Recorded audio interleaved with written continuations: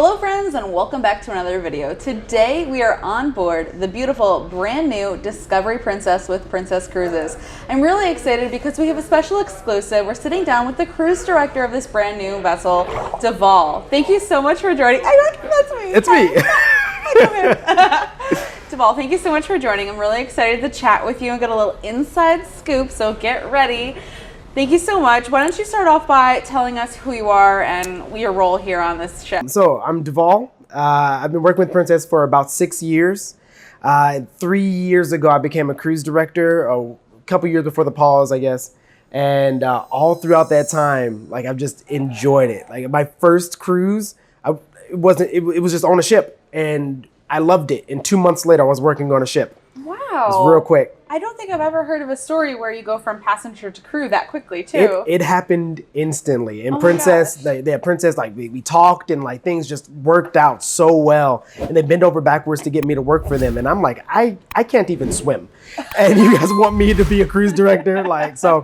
Yeah, it's all worked out really, really well. And now I'm the cruise director on board. The cruise director on the newest ship, which is incredible. It's awesome. So I help plan all the activities and the events that are going on board, and just kind of make sure that everyone's enjoying themselves. That's the biggest thing that I do on board. Well, make sure people you do are a great smiling. job, and congratulations on hitting that milestone in your career. It's very exciting. And yeah, it's pretty cool. Dust off your shoulders there. It's a little something, right? Yeah, it's awesome. Fantastic. I want to talk about some of the major attributes of what we can look forward to when guests come on board. This beautiful vessel is going to Alaska. Yes. As Princess likes to call it, north to Alaska, which is very exciting. Have you been to Alaska before on sailing, or will this be your first season? So I've done Alaska for 4 seasons. Great. And I love it. Yeah. Like, honestly, if there was an itinerary that I could keep doing, this is the itinerary. I love 7-day Alaskan cruising. Yeah. And it's great because you get to see a lot of the major places in Alaska. We go to Juneau, we go to Skagway, we go to Ketchikan. You get scenic cruising where you could go through Glacier Bay, and other like scenic cruising areas. We can see glaciers right off the side of the ship. Like, Alaska's gorgeous. I didn't like outside until Alaska. Really? Like, I'm a city guy. I'm from St. Louis, Missouri. Okay. I'm a city boy. Like, I hate bugs. I love climate control. But legit, Alaska made me like the outdoors. Yeah, it takes your breath away and the beauty of it. And getting to experience Alaska's true beauty on a ship that has its own beauty in itself.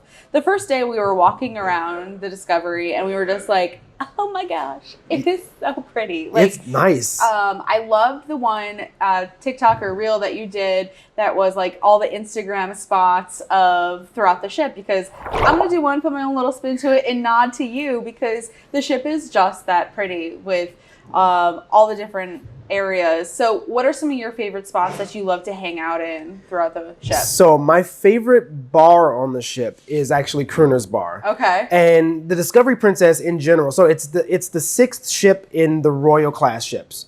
So we have different classes. There's like a Grand class, which is a little bit smaller. Royal class, these are our biggest ships so far. Right. With plans to get even bigger in the future. Hint, hint, nudge, nudge. You got to stay tuned.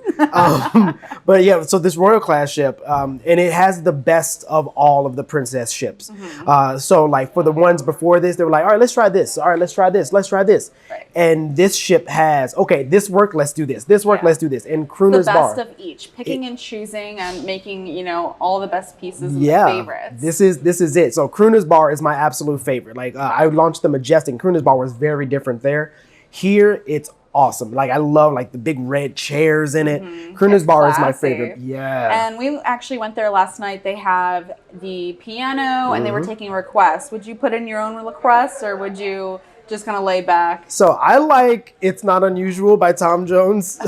Like, I'm a fan like the Carlton dance. Like, that's what I'm all about. But yeah, so AJ Clark right now, he's our crooner's pianist and he's great. Like, he takes requests, he sings, he's stylish, like he's a good guy. Yeah, so Crooner's Bar, it's our martini bar. Mm-hmm. Like over 52 different martinis you can get there. Right. So Crooner's Bar, and then the piano is awesome. Crown Grill Bar is also really, really nice. And that's a whole vibe in itself. Yes. It's so big. It's so different from Crooner's Bar, and it's almost like it has like a blue and silver as Kruner's bar is like red and gold. Like it's really cool dynamic, and it's just outside of the Crown Grill Steakhouse, which is my favorite restaurant on board. And so so that has a piano and it has options for our strings duo to play.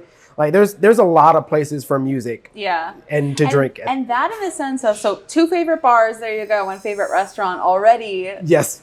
Discussed. But what I love about the music is that's something we were diving into as well. If you love live music, I feel like every turn that we're taking, we're being wowed and kind of like swooned with all the pianists. What's really Salty Dog Gastropub and just how the music kind of flows throughout all the areas. So we're feeling like it's not, being piped through the speakers. It's just the acoustics of the spaces. It's enjoyable to be able to hear all that. I think live music is something that so many of us missed throughout the pandemic, and just not being able to go to concerts and things of that sort. So I love it as well. I fully agree. Yeah, like the ship is built so that way music doesn't like accidentally go through the wrong place, but like it's just amplified. Like so the piazza, the big center of the ship, there's music on deck 6, there's music on deck 5. There's the Take 5 Jazz Lounge, which is just around the corner from the piazza, and it's a whole different feel, kind of depending on what night it is and what's on the schedule. Yeah. Exactly. Yeah. A lot of fun stuff. So we talked a little bit about what bars, where they hang out in that sense. What about some entertainment? And here we're having some good shows tonight and more entertainment to come as well for guests coming on the Alaska cruise, a brand new show coming. Yeah. So right now our the show we're going to have tonight is called Rock Opera. It's a musical theater rock operatic review show, and it's operatic. Yeah, I said that right. Yeah, it's incredible. It's incredible. Like there's so much dancing in it as well. It's a perfect blend of just like a little bit of everyone. That's kind of what cruising is. Like you get like a little taste of like the ports. So like, okay, I like some of this. I want to try this. I want to go over here, do this. I want to try some of this food. I want to try some, and like it just blends perfectly. That's what this show is. But it's outstanding. A really, really good show. And then the show that we have coming up is a show called Spotlight Bar. Never seen before anywhere ever. Brand spanking new for the Discovery Princess. And our singers and dancers are currently in rehearsals for it on board. And we have Karen Bruce, who is a West End director. She's choreographed for So You Think You Can Dance, for Footloose. She's been in the game for a long time. She's got it. And so they're transforming the Princess Theater stage into a bar, and each of the characters, these are the performers, have a different story. So you're finding out their story. So are they sitting in the audience and then they kind of like, you would think that they're a guest and then they come to life? No, they're all in a bar. Okay. You're in a bar. You in a bar.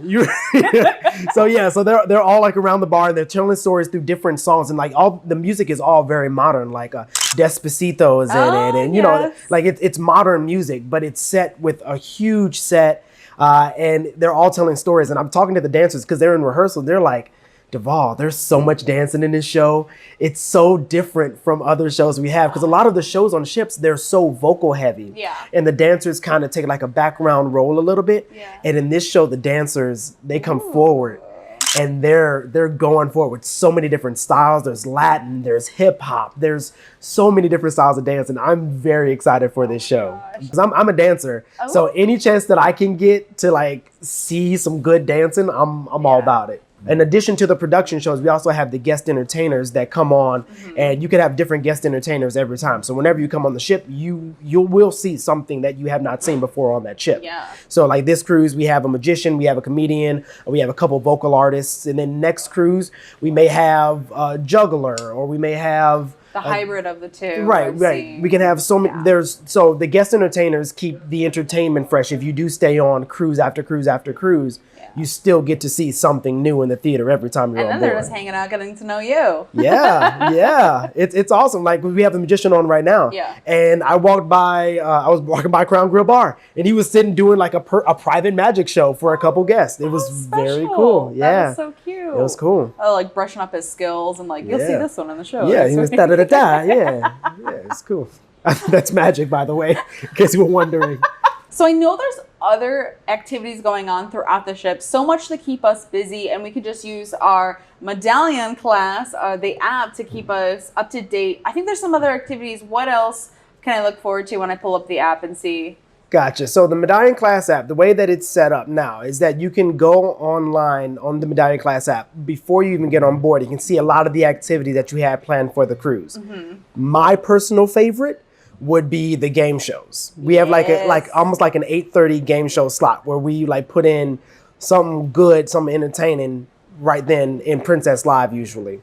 And there it's game shows are my baby. And the thing is, because like when you see a game show on television, like you have that screen there and you can scream at the TV and it doesn't mean anything because it's pre-recorded and they've done all the editing and stuff and you know it'll be perfect and stuff there, and that's a thing. When you're on a ship, you are part of the game show. You have the opportunity to be on stage and to actually create those moments and be the entertainment should you want to be. People are screaming at you. Stuff happens. Like you can affect the outcome of the game show. So we have a couple huge game shows that we deal with. There's the Liars Club game show. Where we give you a definition of a word. One of us is telling the truth. The other two are fibbing. And you have to find out who the truth teller is via their ridiculous stories. The Liars Club game show is outstanding. The Yes No game show, where you can't say the word yes or no in a conversation with myself or my team. You can't say yes or no. And if you last for 3 minutes, you win. I'm good at that one, by the way. I mean, you can literally do it in your sleep. Many people don't talk in their sleep. Anyway, but yeah, the Yes No game show, that's one of my favorites. There's also the Majority Rules game show, which we haven't done yet, but we'll be doing it. Usually I like to end the cruise with it because it's great. And we survey the room and we're looking for the most popular answer in the room. So people are trying to play like everyone else, but also you get some outlandish answers and we read them and we laugh at them.